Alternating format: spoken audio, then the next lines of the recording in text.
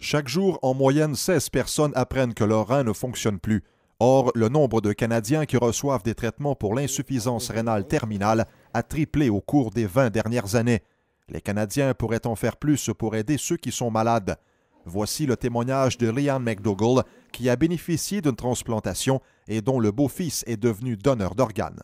Donner des organes, c'est le plus gros cadeau que tu peux faire. Donc, si vous avez des questions, si vous êtes craintif, si vous savez pas quoi faire, trouvez des réponses. Les réponses sont là.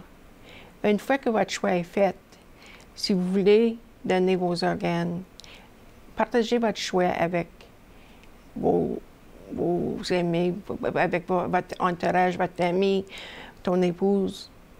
C'est très important de partager vos vœux. Donc, c'est parce que c'est eux qui vont prendre la décision à la fin. François-René Dussault sait très bien ce qui arrive lorsque les reins dont vous dépendez pour vivre cessent de fonctionner. Il a reçu un rein d'un donneur décédé. Toutefois, lorsque l'organe transplanté a cessé d'être fonctionnel environ 2 ans plus tard, François-René a dû entreprendre des traitements d'hémodialyse à domicile pour nettoyer son sang parce que ses reins n'arrivaient plus à le faire. Je réalise que le don d'organes, c'est très important. C'est important pour des patients comme moi qui souffrent d'insuffisance rénale. Ça donne un espoir. Alors à ce niveau-là, c'est vraiment important que les gens consentent au don d'organes. Mon mari avait un enfant avant, puis son fils, il y avait une amie qui est allée à l'école avec lui. Elle aussi, elle attendait un cœur. Puis après une longue attente, après 6 ou 7 mois, il est venu nous voir, puis il dit « Comment ça se fait qu'elle attend si longtemps?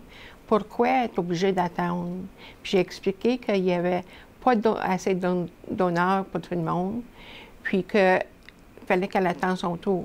Je m'en souviens très bien. Il a tout de suite dit, sans y penser, il a tout de suite dit, si jamais quelque chose arrive à moi, prendre tous les organes qui pouvaient aider le monde parce que j'aurais plus besoin de mes organes. Plus tard, au 19e anniversaire de ma transplantation, j'ai eu un appel dans la soirée. Puis la journée de la transplantation, c'est comme une fête. Donc, tout le monde t'appelle pour te féliciter d'avoir passé à travers 19 ans avec le nouveau cœur. Ça fait que quand le téléphone a sonné, j'ai jamais pensé avoir des nouvelles que j'ai eues.